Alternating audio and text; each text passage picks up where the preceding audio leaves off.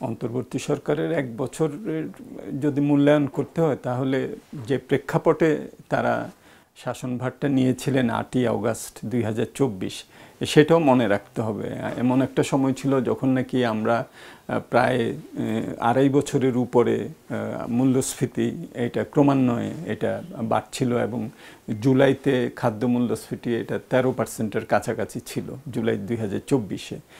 এবং বিনিয়োগে আমরা দেখছিলাম যে প্রাইভেট সেক্টর যে বিনিয়োগ সেটা ২৪-এর জিডিপির শতাংশে এটা স্থবির হয়েছিল। আমরা দেখছিলাম যে বেকারত্বের হার বাড়ছিল, বিশেষত যত শিক্ষিত তত বেকারত্বের হার বেশি, এরকম একটা অবস্থার মধ্যে আমরা ছিলাম। আমরা দেখছিলাম যে ব্যাংকিং সেক্টরে একটা বড় ধরনের একটা লুটপাট চলছে, দেশের থেকে অর্থ বাইরে চলে যাচ্ছিল। এরকম একটা প্রেক্ষাপটে একটা জন অসন্তোষ ছিল এবং সেই জন্যই এই যে চাকরিতে কোটা সেই প্রথা বাতিল অথবা বৈষম্য হ্রাস, এই স্লোগান নিয়েই কিন্তু পরিবর্তনটা এবং আন্দোলনটা এসেছিল। সেই প্রেক্ষাপটের সাথে আমরা যদি এখন ১ বছর পরে তুলনা করি তাহলে বেশ কিছু সাফল্যের জায়গা যেরকম আছে, আবার অন্য দিক থেকে বেশ কিছু জায়গায় যেরকম প্রত্যাশা ছিল সেই প্রত্যাশা অনুযায়ী অর্থনীতি এবং অর্থনৈতিক কর্মকাণ্ড বলি বা বিনিয়োগ বলি সেটা সেরকমভাবে করতে পারেনি। প্রথমে যেটা আমি বলবো যে অন্ততপক্ষে আমাদের বৈদেশিক যে খাত, সে খাতে একটা সুস্থির অবস্থায় এসেছে। রিজার্ভের যে পতন হচ্ছিল সেটাকে রোধ করা গেছে, রিজার্ভটা এখন বাড়ছে। আমাদের রপ্তানিকারক এবং আমাদের যারা বিদেশে আছেন তাদের যে রেমিটেন্স এটাও এখানে কাজে দিয়েছে। বাংলাদেশ ব্যাংকের বেশ কিছু পদক্ষেপ বা অর্থ বাইরে পাচার হওয়া এটা বন্ধ রাখা, হুন্ডি হাওলা বা বাণিজ্যের মাধ্যমে যে অর্থ পাচার হচ্ছিল সেই জায়গাটাতে কিছু শৃঙ্খলা নিয়ে আসা সম্ভব হয়েছে। সেটার ফলে রিজার্ভের উপরে এটার একটা ভালো একটা প্রতিফলন আমরা দেখছি এবং সেটার কারণে আমাদের যে এক্সচেঞ্জ রেট, সেই এক্সচেঞ্জ রেটটাও কিছুটা একটা ভালো সুস্থির জায়গায় এসেছে এবং যার ফলে আমদানিকৃত মূল্যস্ফীতি যেটা হচ্ছিল সেটাকে রোধ করা গেছে।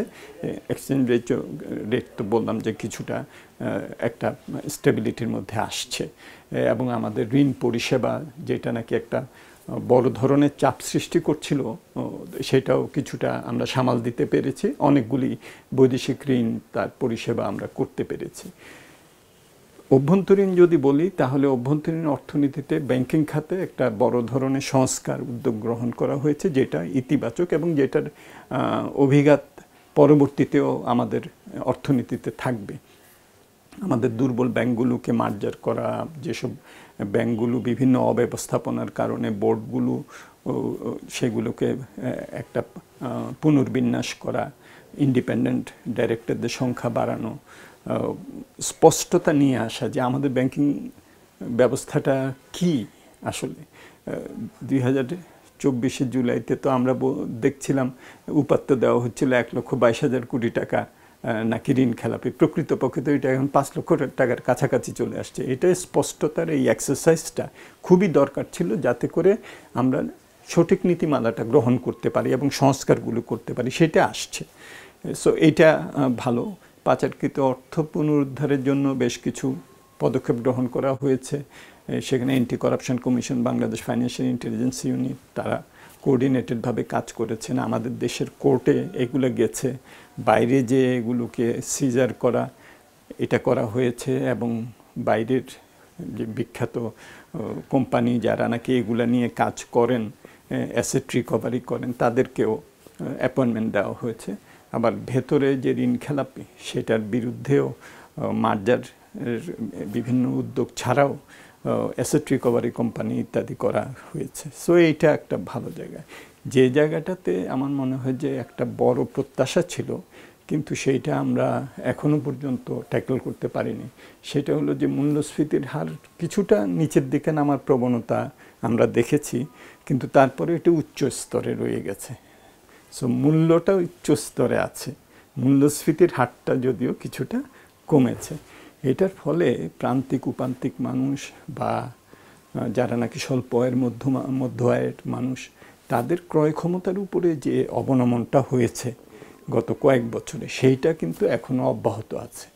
এবং সেটার ফলে যে সেটাকে আমরা কাটাতে গেলে যেটা দরকার ছিল যে বিনিয়োগে চাঞ্চল্য, বিশেষত প্রাইভেট সেক্টরে বিনিয়োগে চাঞ্চল্য, সেটা এনে নতুন কর্মসংস্থান, শোভন আয় বৃদ্ধি, যেটার মাধ্যমে মূল্যস্ফীতিকেও ট্যাকল করা যেত এবং এই যে এত ছেলেমেয়েরা বের হয়ে আসছে তাদেরও কর্মসংস্থান সম্ভব হতো। সেই জায়গাটাতে আমার মনে হয় যে অনেক আমাদের অপ্রাপ্তি রয়ে গেছে। প্রাইভেট সেক্টরে আমরা দেখছি যে ক্রেডিটের আপটেক সেটা বাজেটে যে টার্গেট করা হয়েছে তার থেকেও কম, সেটা বাংলাদেশ ব্যাংকের মুদ্রানীতিতে যেটা বলা হয়েছে তার থেকেও কম। সুতরাং সেই জায়গাটাতে একটা বড় এখানে একটা খেয়াল রাখতে হবে যে একটা ট্রেড অফ আছে। সংকোচনমূলক মুদ্রানীতি দিয়ে মূল্যস্ফীতি নিয়ন্ত্রণ করার চেষ্টা করা হচ্ছে, কিন্তু সেইটার কারণে আবার ব্যাংকের ঋণের সুদের হার বা সেখানে আমাদের যে বিনিয়োগের যে চাঞ্চল্য আনা, সেই জায়গাটার সাথে এখানে একটা টানাপোড়েন হয়েছে। সেইটা আমাদের মনে হয় যে একটা বড় চ্যালেঞ্জ, এবং মূল্যস্ফীতি 7-এর কাছাকাছি আসলে আমাদেরকে এই ব্যাংকের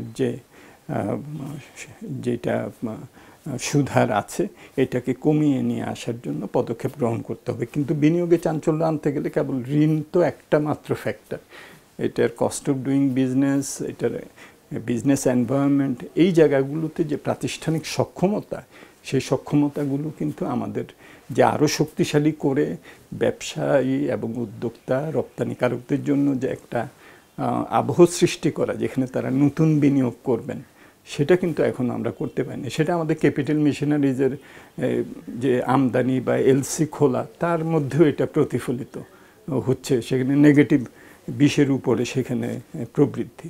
সো এই বিষয়গুলোকে আমাদের আসলে সামনের দিকে বেশি নজর দিতে হবে।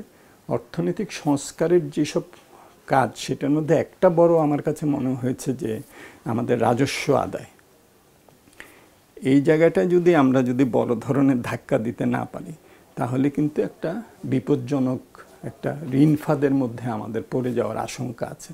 এখনই তো আমাদের গত অনেক বছর ধরে এবং এই বছরও বাজেটে আমরা দেখলাম যে আমাদের উন্নয়ন কর্মসূচির প্রায় সবটাই আমাদের কিন্তু অভ্যন্তরীণ ঋণ আর বৈদেশিক ঋণ দিয়ে করতে হচ্ছে। তার ফলে ঋণের পরিষেবা ক্রমান্বয়ে বাড়ছে এবং ঋণের সুদের যে দায়ভার সেটাও বাড়ছে। শিক্ষা সবসময় আমাদের সরকারি কর্মচারীদের যে বেতন ভাতা ইত্যাদির পরেই ছিল শিক্ষার ব্যয়, এখন এটা 3 নম্বরে চলে গেছে। সুদের ব্যয় অভ্যন্তরীণ বৈদেশিক এটা 2 নম্বরে চলে আসছে গত অর্থ বছর থেকে। সো এইরকম একটা অবস্থায় আমাদের অবশ্যই রাজস্ব খাতে আমাদের প্রযুক্তি ব্যবহার করা, প্রাতিষ্ঠানিক যে সংস্কার যেটা শুরু করা হয়েছিল সেটাকে একটা অন্তর্ভুক্তিমূলকভাবে বাস্তবায়ন করা, এইটা একটা বড় চ্যালেঞ্জ আমার মনে হয় যে এখন এই অন্তর্বর্তীকালীন সরকার এবং পরবর্তীতে যে নির্বাচিত সরকার আসবেন তাদের জন্য এটা কিন্তু একটা বড় দায়িত্ব হয়ে দাঁড়াবে। সো সবটা মিলে ইতিবাচক পদক্ষেপ আছে, অর্থনৈতিক সূচকে তার প্রতিফলনও আমরা দেখছি, বিভিন্ন প্রাতিষ্ঠানিক উদ্যমও আমরা দেখছি, কিন্তু মূল যে জায়গাটা সেটা হলো বিনিয়োগে চাঞ্চল্য আনা, মূল্যস্ফীতি কমানো, অর্থনৈতিক প্রবৃদ্ধি এবং কর্মসংস্থান সৃষ্টি। এই জায়গাটায় যে ধরনের আরও আমাদের সাফল্য দরকার সেটা কিন্তু আমাদের এখনও আসেনি। প্রক্রিয়া চলমান আছে এবং এটা একদিনেরও কাজ না, 1 বছরেরও হয়তো কাজ না, কিন্তু এই জায়গাটায় অনেক ঘাটতি আছে বলে আমার মনে হচ্ছে।